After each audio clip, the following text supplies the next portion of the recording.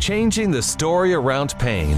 This is the Modern Pain Podcast, helping to improve the understanding and treatment of pain across the world through education, advice from experts in the field, personal stories from those living well with pain, and more. A modern approach to pain treatment, management, and education, while helping to bring the patient voice back to healthcare. This is the Modern Pain Podcast. Here's your host, Dr. Mark Cardula.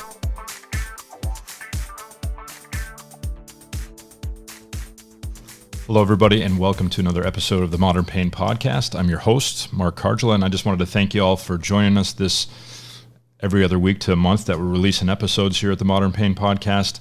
We're doing our best to release episodes as quickly and as promptly as possible, but as you know, arranging schedules and work and all those things can be a challenge. But I'm excited this week. I have a close friend, and I will admit that with that, there is a bias. So if anybody has any comments or you think I went too easy on Ben, not that I'm here to interrogate people, but let me know. But I think the reason we bring Ben on is he's a great thinker, a great person who's perusing the research and really staying up to date, especially on the focus on exercise and pain.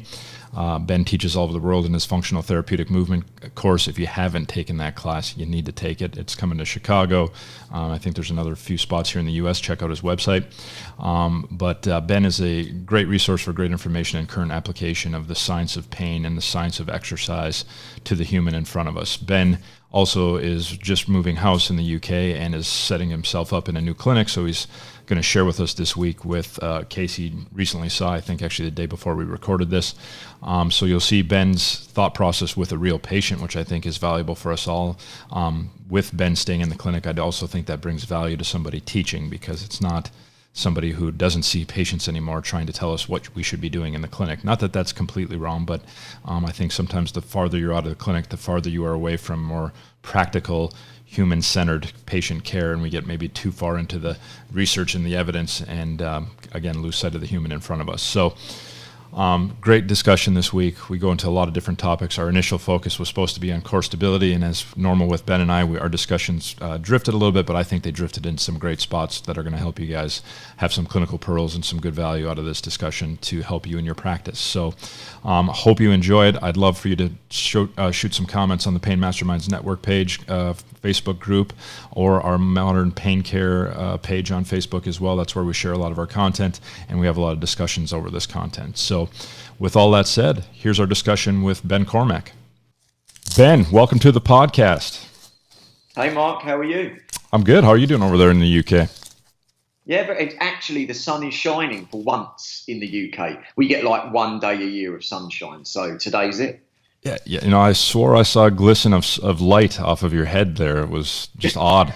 Usually when we talk, it's the lovely dreary and gloom of the UK. I mean, that could just be that I'm, getting old and going bald, but we'll just blame it on the, we'll call it the sunshine. Nice.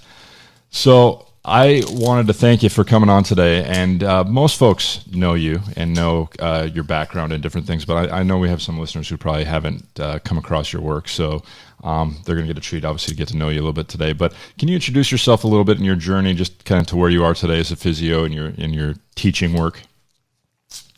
Yeah, so my name is Ben Cormack, of course. Sometimes I potentially question who I am myself. I'm not sure who I am anymore, Mark. You must get those kind of existential crises sometimes. Occasionally. So my background is actually, originally I started out in the world of fitness, exercise-based, and then I, in the UK, went back and I studied some different things, one of them being kind of sports-based musculoskeletal therapy stuff. So I originally went in a kind of a sports in the world of sports, because I wanted to work in professional sport, and one of the things that I did was go away and do that. And then along my journey, I decided that kind of the sports-based therapy stuff wasn't really for me, to be honest with you. And I decided that it was much more rewarding, kind of working with, just people who weren't athletes. And one of the areas that's always really interested me and always really satisfied me is the area of things like chronic pain and things like that. And my kind of speciality or my passion is looking at that from an exercise based perspective, kind of, yeah. So I've been knocking around a while. I'm quite long in the tooth. I'd like to say that age brings wisdom. For me, I think it's brought more confusion and headaches, but so I probably had a journey very, very similar to lots of other people in terms of I originally was very biomechanically based. I actually thought I was pretty good at biomechanics once. I could spot those dysfunctions pretty quickly. And then I kind of realised along the way that potentially, that wasn't the full picture. And then I started to understand pain from a different perspective. Or actually, I went from kind of biomechanics to more motor control, which opened up the ideas about the brain. And then I kind of went from the brain to pain, and now I have no idea what's going on anymore. Pain, who knows? And I've just ended up at this discombobulated state that I'm currently in. Isn't that though kind of the common journey, where you, as a younger physio or as a younger professional, you kind of think you have it all figured out coming out of school, and then the clinic kind of slaps you in the face, and the patients you see kind of slap you in the face. And if you stay true to the science and the research out there, it sure doesn't give us any certainty as we go along. But is that kind of what you found as you've kind of made your journey? And you mentioned you've kind of felt as you've become more of a veteran, long in the tooth clinician, that you've maybe less certain and less maybe feeling like you're confident that you got it all figured out. But don't you think that's a sign of a good professional? Well, I suppose. I wouldn't like to put a value judgment on it, whether it's good or bad. Sometimes it leads you to other avenues. Sometimes it leads you to a little bit of paralysis. Mm-hmm. Other times it kind of, just opens up different pathways and things like that. So I think it's very useful sometimes. And I think other times when you're trying to answer very definite situations, it can, all these things have pluses and minuses. I could say, if I was to look back at my journey, I hope I've always remained open to changing my ideas.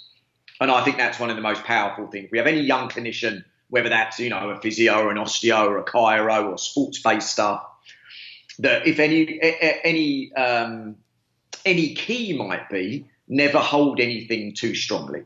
So for me, there was biomechanics, there was the, motor control, there was the brain, there was kind of a more traditional view of pain, a more modern view of pain. So hopefully I've been changeable along the way. So, we can have these ideas, just kind of don't stick to them too much, maybe is the message. Yeah, I think that's a reasonable approach. Definitely, I think we're similar in the age range as far as our length of our careers to this point. And I definitely have seen quite the shifting of, and different fads and different treatment styles and different things. And I know you've had some different ones in your past as far as going through different trainings and things. But what I wanted to bring you on today for was to talk about kind of the evolution of this whole core stability concept, because that's one that's kind of always a interesting debate, hopefully a constructive debate, sometimes not, of course, when you're doing it on social media. But I'm curious, kind of where you kind of felt you started with your kind of understanding. I know obviously there's the McGill's and the other folks out there, and the Richardson and Hyde's studies that kind of set off, and Paul Hodges with the TA and different things. But I'm curious how that's kind of evolved in your career, as far as maybe where you started with that whole core stability concept, and maybe how it's transitioned over time. And then we'll chat a little bit about some of the discussions out there these days around core stability. Yeah, I'll be honest. I don't know if I was ever a true, I don't want to say a true believer, or I wasn't a huge advocate of the whole concept of core stability in the beginning. But certainly I think where the biggest impact it's ever made with me has been the amount of people who kind of have advocated that kind of thing, which I think is a pretty important thing, So, it's definitely been part of any therapist journey. There's always going to be this, whenever it comes to back pain, there's always going to be this kind of, always in the background, this idea that the core stability idea. And I think one of the reasons is it really, really fits the model of one simple single answer with one simple single solution. Do you see what I'm saying? And I think we've tried to do that with lots of musculoskeletal complaints. So, if you want to fix knee pain, get the VMO firing. If you want to fix core, back pain, get the core firing. If you want to solve world peace, Brexit and everything, then you just get the glutes firing. Apparently, I've heard that's a rumour.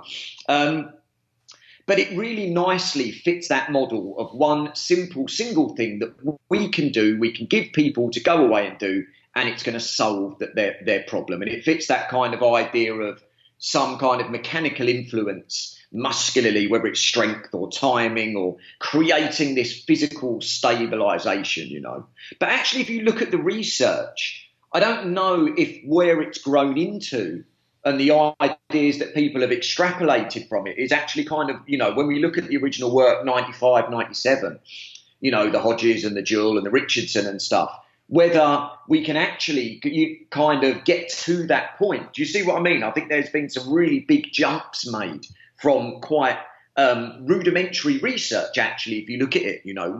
One kind of group, one measure that they took in one TVA during one action of lifting your arm, and suddenly it becomes this whole craze of do this exercise, it's going to fix everything. So we've kind of went from nowhere to somewhere in a really short space of time, and it kind of didn't take long. It was like a wildfire. Someone dropped a match and suddenly everywhere is burning with core stability, So I don't know what's your perception on it, Mark? Pretty similar. Honestly, when I learned it in school, and it was kind of around, I got taught the old blue blood pressure cuff where you would have them.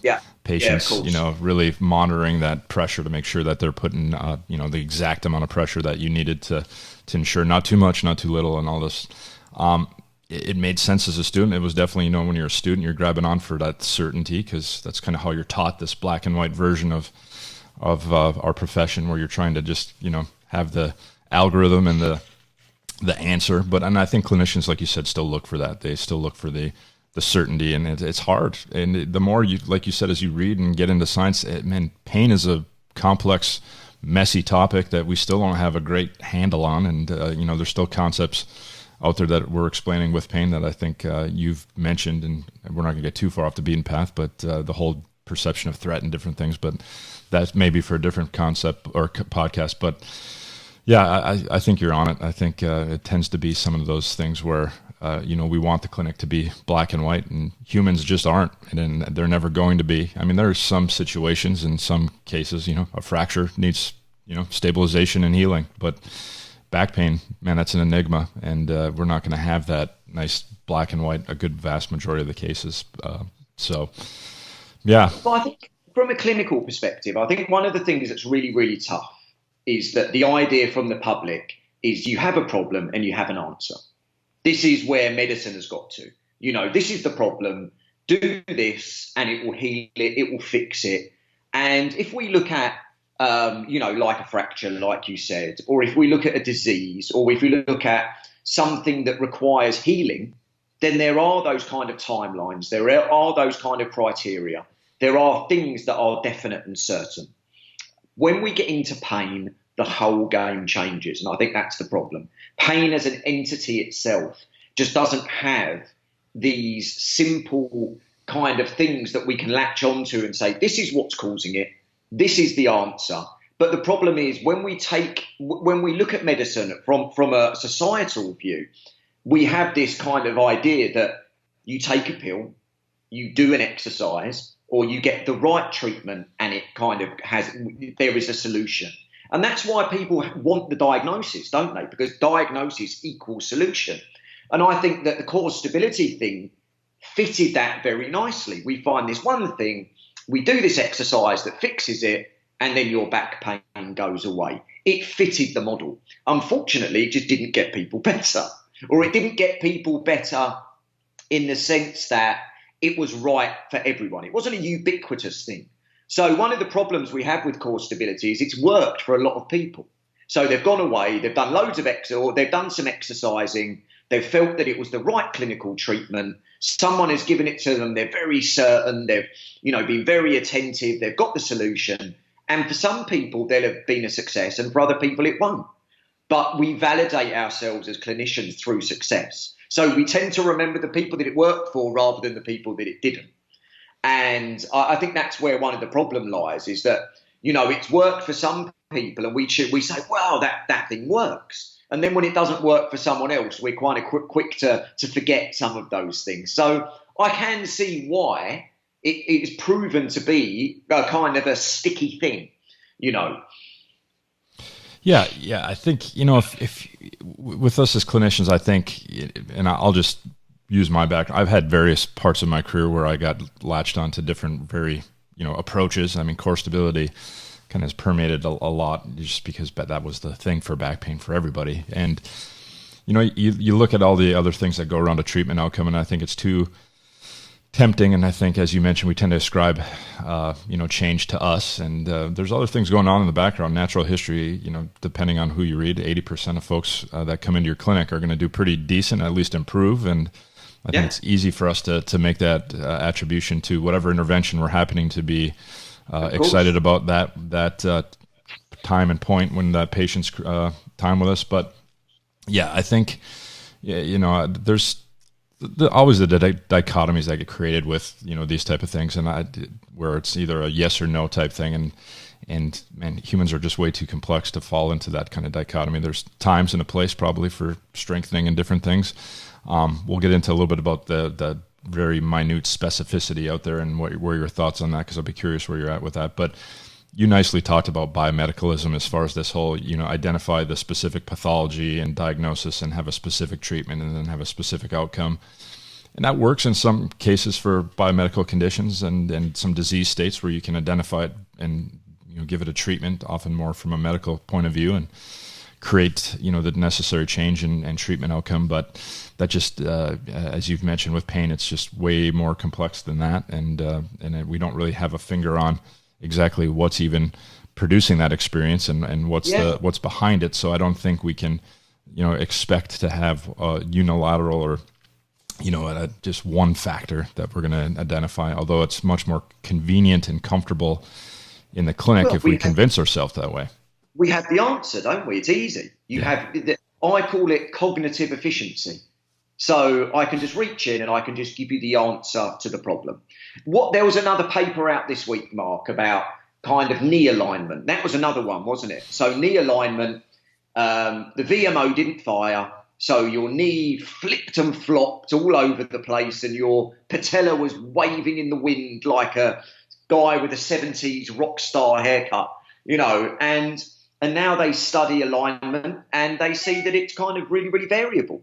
That alignment is one of these things that has a large amount of variation.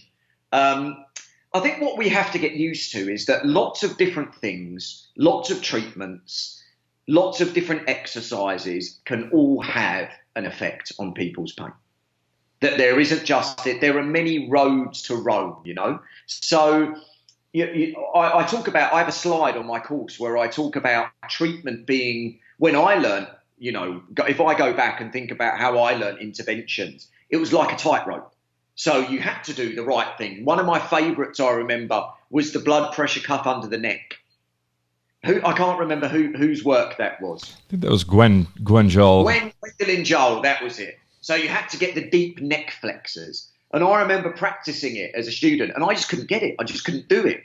I was absolutely terrible at applying the pressure. And your head is still attached. Yeah, but my head is still attached. It hasn't fallen off.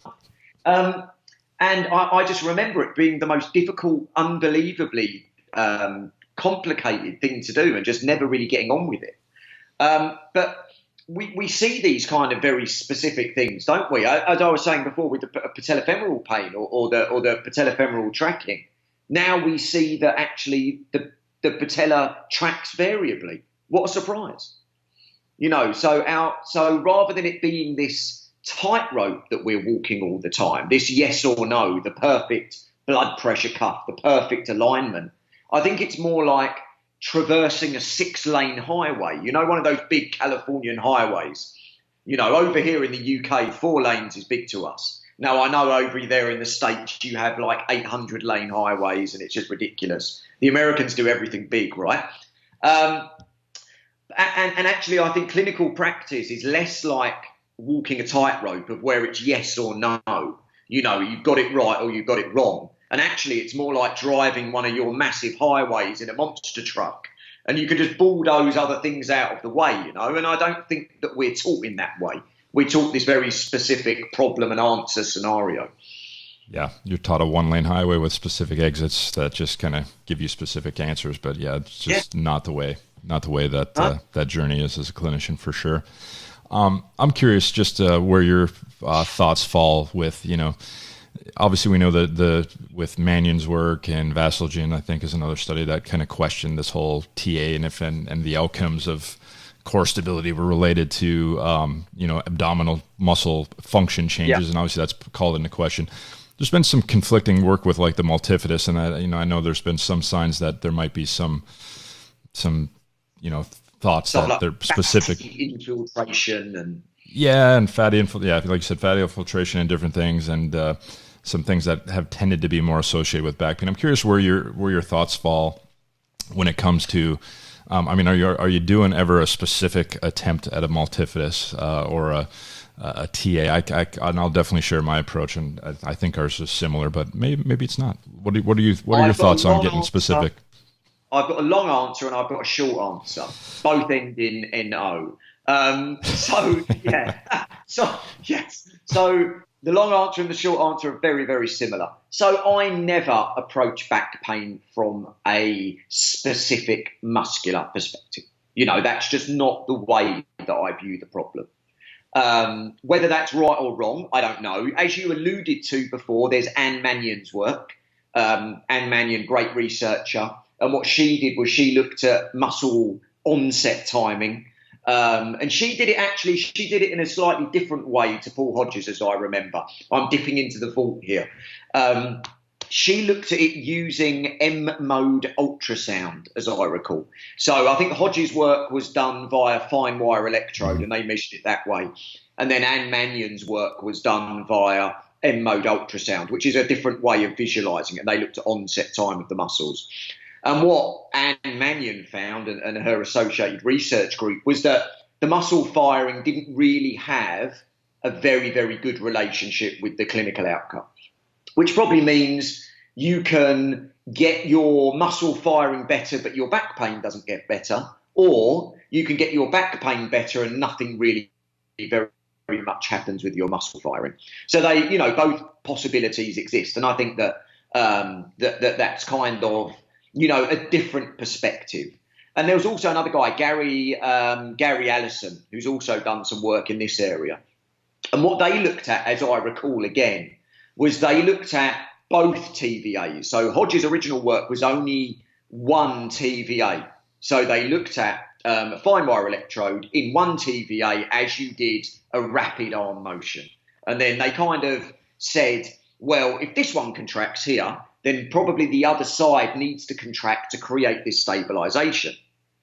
And as I recall, when Gary Allison looked at it, what they actually found was that the two TVAs do slightly different things. So if you think about rapidly moving your arm, it probably rotates your trunk. And if you rotate your trunk, you probably lengthen one of your TVAs and shorten the other. So you're going to get two slightly different EMG traces from that. And it probably tells us that there isn't maybe some kind of bilateral activation that creates this corset, that there may be a kind of functionally movement-specific muscle function, which is another perspective. And, you know, I think, as I recall, Gary Allison, again, was talking about the fact that actually this bilateral activation may limit normal movement patterns, which was really, really interesting. So rather than being a sign of dysfunction, you know, that we're not getting this timing, it might actually be a sign of function potentially. So there's some really interesting work that kind of expands on the original work from Hodges and those guys, and just gives us from different perspectives potentially about what's going on. Yeah. No, I think those are probably some of the big hallmark studies that really have questioned our quest for just really getting too excited about the TA, and that it's a keystone to, you know, treatment outcomes, because and I think I would agree with you clinically. can't remember the last time I've cued a multifidus or a TA firing. And, as typical, I haven't noticed any different outcomes. That's, of course, my biased view of things. But truly, I mean, I don't think it's been anything where I've noticed any significant drop in outcomes. Now, getting strong around the abs and functional positions and things, which I think probably aligns more, because having taken your awesome class, I know it seems to be you're more person-centered with your core stability. I'm curious if you can maybe expand for the folks listening of kind of how you would maybe look at more person-centered core stability, even though I don't think you'd ever call it core stability. I think you'd call it probably exercise and movement that's valuable to the person. But I'm just curious where your thoughts are with that. Well, so yesterday, I had a guy in yesterday afternoon. I've just moved house and I've set up a bit of a new practice. And I had a guy come in yesterday for the first time into my new kind of clinic space that I'm using. And for me, actually, it's really nice to get back into doing some clinical practice. I've done a whole 3 patients this week, just as I'm building up, which may not sound a lot, but it's not a heavy workload this week, but it's moving in the right direction. Nice. And for me, this guy that came in yesterday, it wasn't about, if anything, it was about, freedom and flow. And maybe I approach movement from a different perspective. When we look at exercise, it's often about activation. What we're looking to do is try and get these muscles firing and going, and that's going to create strength, or it's going to create stability, or it's going to create any of these other things. So I asked this guy yesterday who I was working with, who was a musician and various other things, and he wanted to kind of move. His big thing was he stopped moving musical equipment, which was really fascinating. So the 2 things that were really important to him, they were moving around musical equipment at work, and the other important thing was being able to play with his 4-year-old daughter. They fundamentally were physical actions, but weren't maybe specific to muscle firing or any of these other things. And we kind of sat there and we talked a little bit. And really the biggest thing that I felt he needed was confidence. That was more important than his muscles activating in a certain way. That if he felt he could do stuff being confident without worrying about, kicking his back off or ending up, he'd had some quite traumatic kind of pain scenarios where he'd ended up in the hospital and they hadn't given him painkillers and various other things. So he had this real kind of negative pain scenario. His connection with pain was being back in the hospital, being off work for 6 weeks, and he never wanted to go back there. That was a particularly significant point of his life. And for him, it wasn't about getting muscles firing. Movement to him signified having confidence, having freedom, not giving a shit whether he was playing with his daughter, not having to think about holding her hand in case she ran off and he threw his back out. So for me, the whole idea of a person-centered approach to back pain care is doing things that make people, my outcome measure there was, before you go and do this movement, how confident do you feel that it's going to be okay for you? So I don't really care what's going on under the hood. If I had a window into his abdominal muscles, it wouldn't make a difference how they function to me. As long as he was confidently able to do all the things that he wants to do in life, then all the other stuff is kind of superfluous, So could I get his muscles firing the best ever, and he was still not confident to do the things that he wants to do? And I think fundamentally that's the difference between exercise-focused or muscle-focused and person-focused. All the other stuff is not important in terms of, unless it fulfills that patient's goals. Nothing else really, really is important to me. Yeah, no, and I think that's tends to be the approach that I'll enjoy, and a lot of that I got inspired from you is really looking more into that. Students struggle with that because they're very much like, I need to measure every impairment that I can find. I need fingertips to floor, and I need all these things. Yeah. But then you bring up the thing, well, does that mean diddly squat to the patient in front of you who doesn't care how much fingertips to floor? They want to see how much movement that would equal, like I said, confidently playing with their 4-year-old or being able to engage in lifting and moving their equipment and stuff. So, I'm like how do you? T-Rex. I'm a T-Rex. I can hardly get my toes past my knees. let alone my toes to the floor. Yeah. Your flexibility is not always the blessing that I'm not going to brag about my flexibility whatsoever either. Oh, you just want to show, don't you? And apparently your back still functions with that ridiculous flexibility. Yeah, it's fine. So what we do is we pathologize at normal. When you use the word impairment is often normal variation. And this is this patellofemoral paper that came out, as I said, this week. So the idea of knee tracking, shock, horror, stop the press, newsflash, patellofemoral joints track in different ways. Oh my God, what a surprise. Everything human beings do is generally on a spectrum of variability. Being a human being means you are a biological organism. Biology is typified by variance and adaptability. So we need to go in with the understanding that human beings are essentially variable in the way that they look, in the way that they function, in the length of their femurs, in their power production. It's just, there is no such thing really as normal. Or if there is normal, it's such a wide spectrum and wide variation. I don't even half the time know what the word impairment means. Yeah.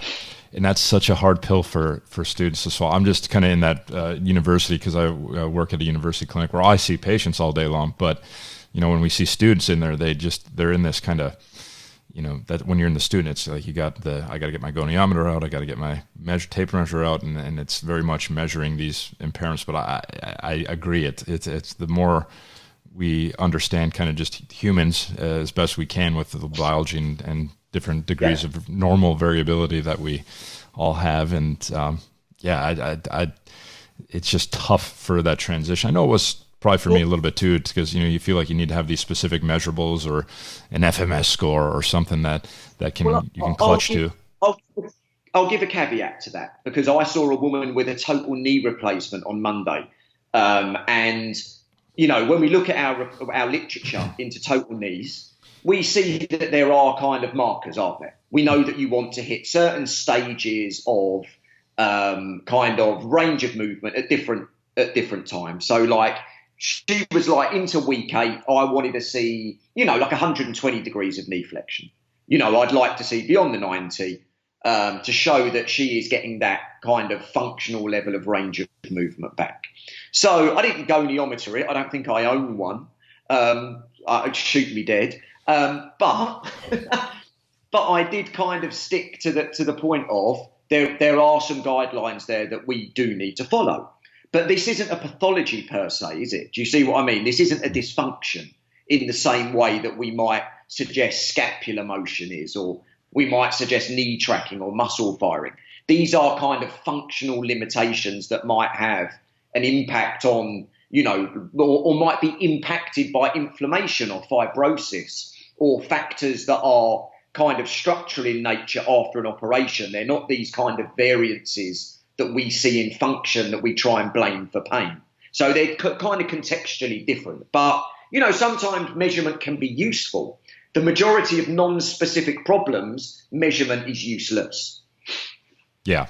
And you bring up some good points, because I think I don't want students or folks listening who think, I need to throw away my goniometer for the rest of my life. And although Ben doesn't own one, and honestly, I have to pull it out more for students' benefit than for my benefit, just to see that, yes, you can measure these things and try to put it in context of the human in front of you is the big key, I think. But let's get a little bit back to the core stability talk, because I'm curious, for instance, for your guy, because I think people want to peek under your practice a little bit and see, what does it look like when Ben's working with a patient. So maybe that gentleman who's lifting equipment, I know you're not really getting too cued into like, okay, make sure, don't move before that TA tranny and the multifidus is cranking. But what might an exercise, a clinical encounter with you look like as far as what's that patient doing? I know there's obviously some cognition targeted work going on with it. It's not just pejorative. Yeah, exactly. I think that's Iones's work and others who've kind of really researched that and talked about knowing that, and that's something that's important. But I'm just curious, what would it be like in your clinic? So when it comes to exercise and movement from a perspective, so the majority of the work that I did the other day was very cognitively focused. What I wanted to know was the guy's history.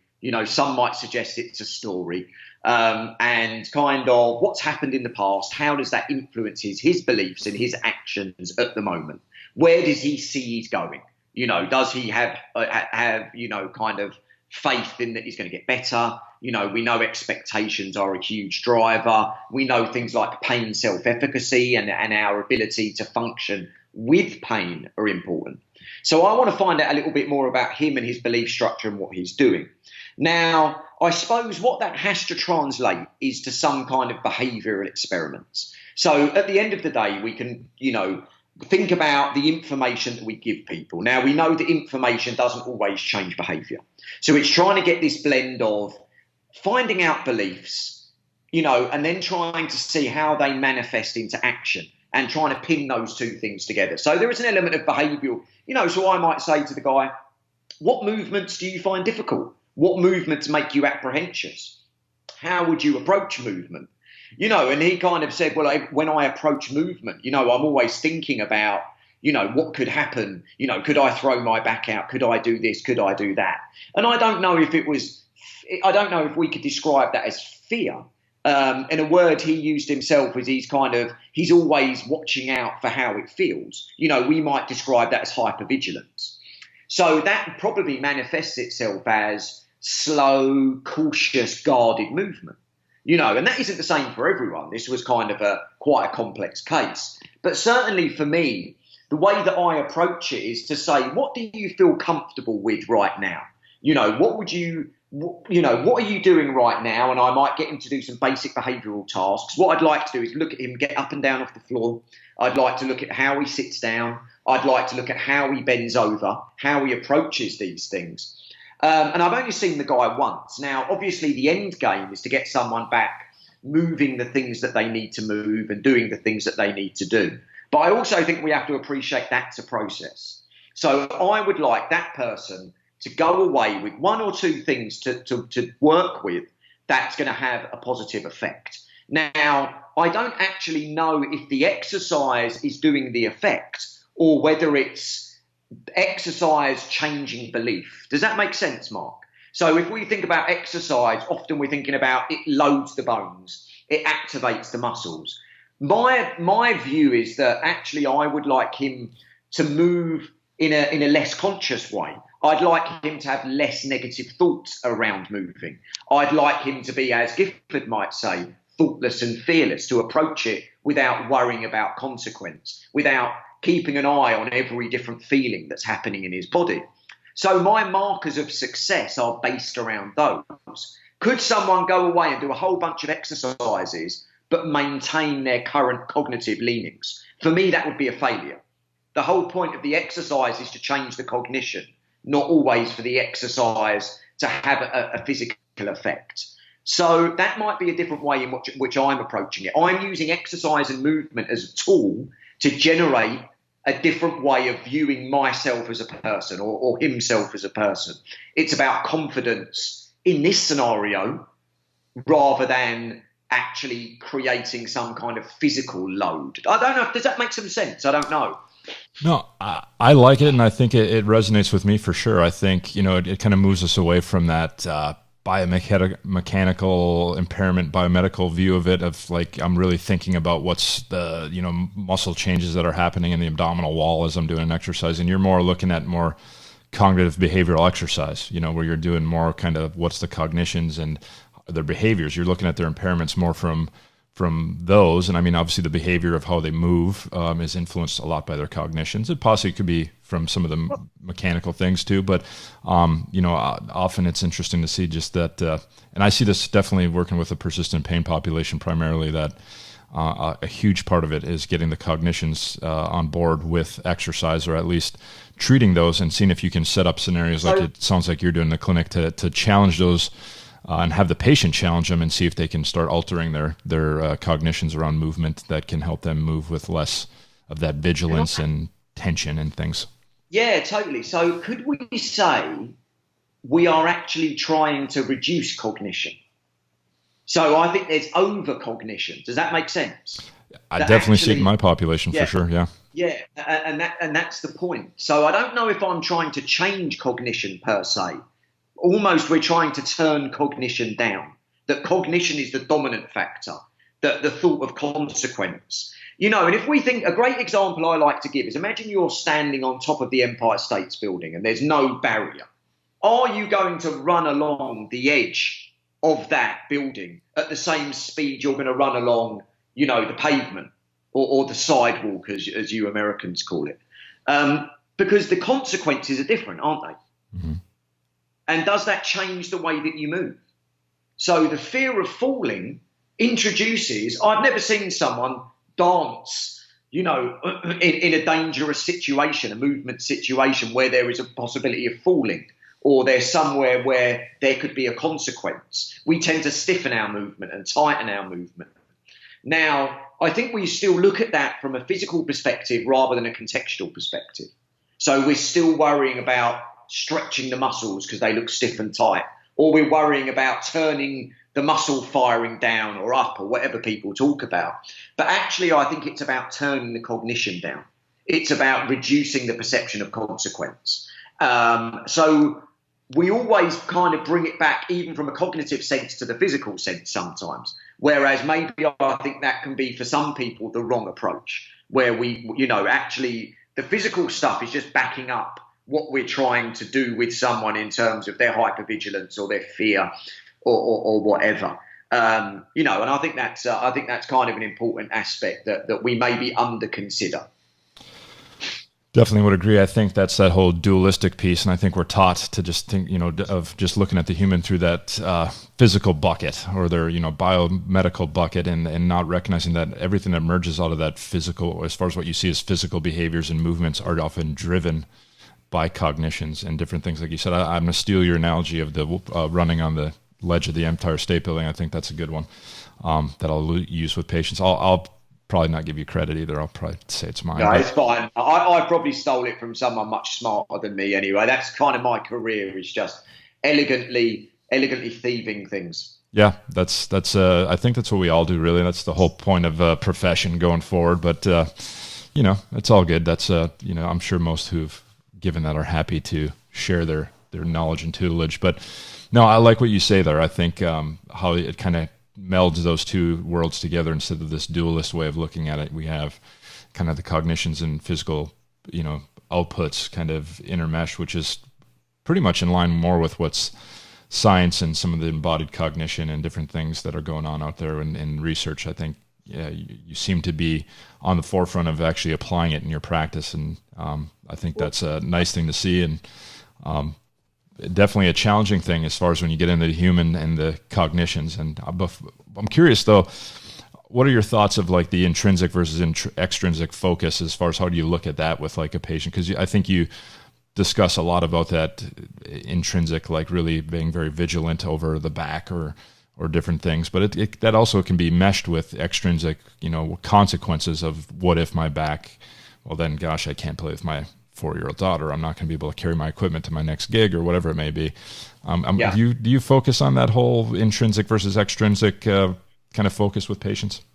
Certainly, I would think about, when we talk about internal, external, we might think about that kind of locus of control, mm-hmm. whereby, my belief is that I have my problem within my control versus outside of my control. So, if I'm carrying my equipment, do I believe I'm strong and robust and I'm pretty able to do that? Or do I believe that if I pick up this bit of equipment, my back's likely to go at any time, etc. So that would be kind of, if we have an external locus, I think we're looking at it that kind of, we never know what's going to happen. Our back's going to go. It's outside of our control. Whereas if we're more internally focused, I think we probably have more of a feeling that we've got it under control. And kind of that world of the locus versus self-efficacy kind of intermesh and interweave with that kind of thing.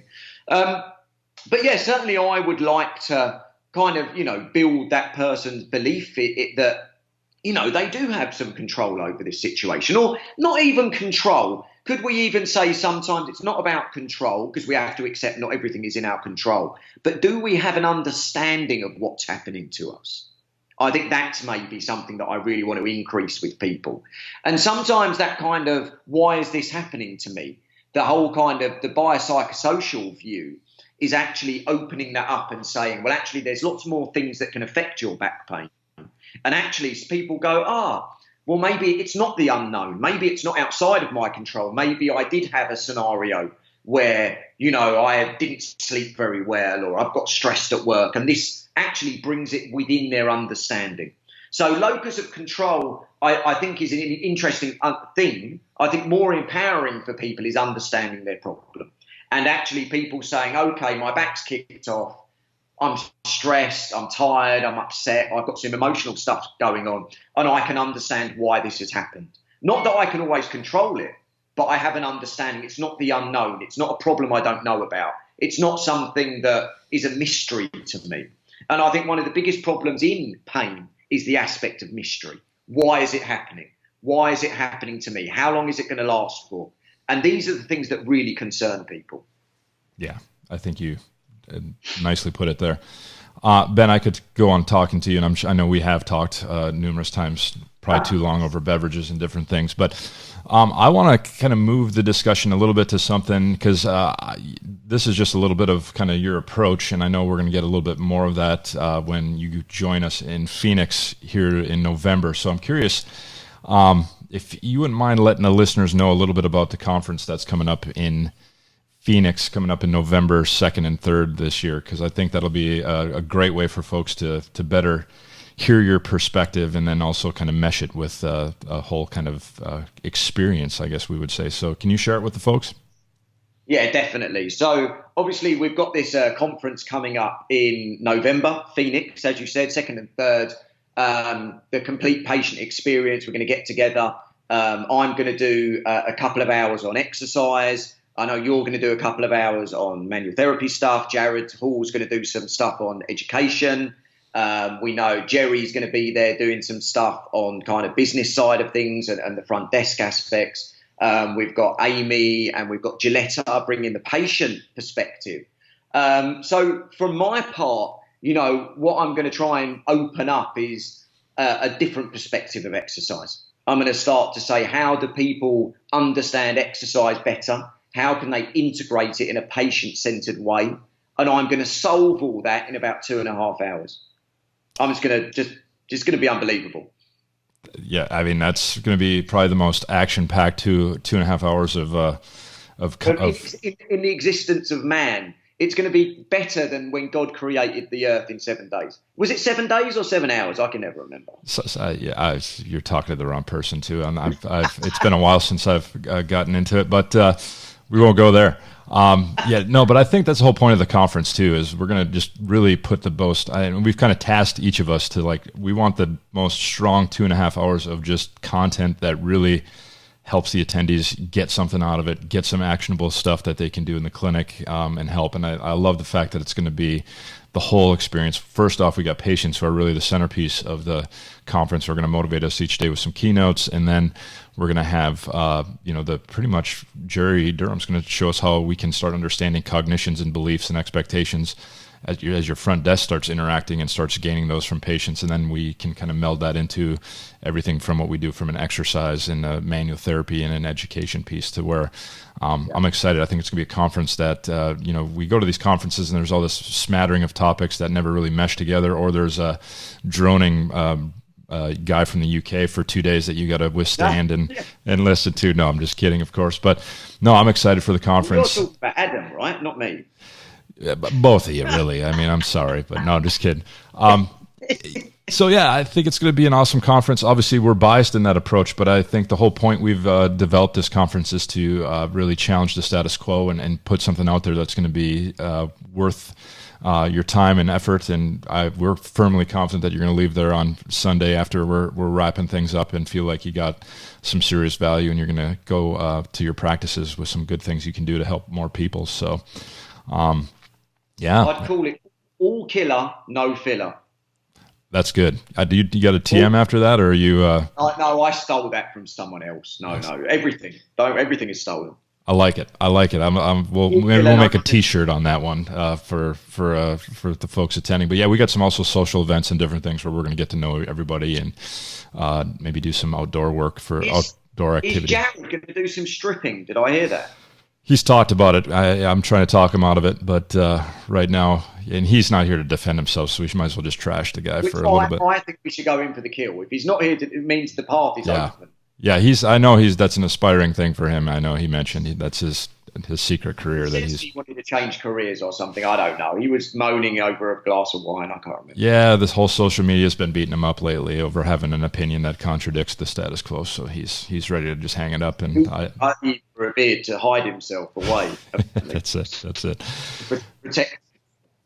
Well, hey, I really appreciate your time this morning, Ben. I'm gonna.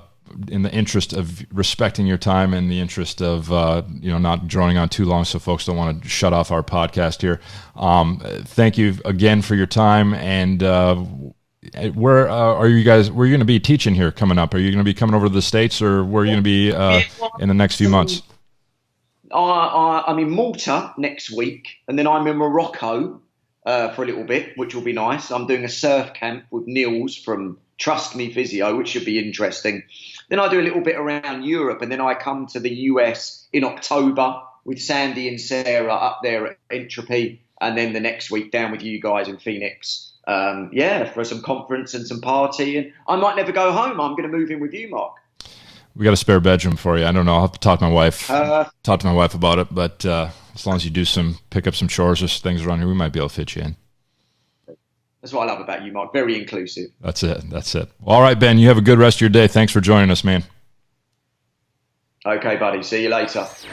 This has been another episode of the Modern Pain Podcast with Dr. Mark Cargilla. Join us next time as we continue our journey to help change the story around pain. For more information on the show, visit modernpaincare.com. Also, visit the Pain Masterminds Network on Facebook for free education and resources. This podcast is for educational and informational purposes only. It is not a substitute for medical advice or treatment. Please consult a licensed professional for your specific medical needs. Changing the story around pain. This is the Modern Pain Podcast.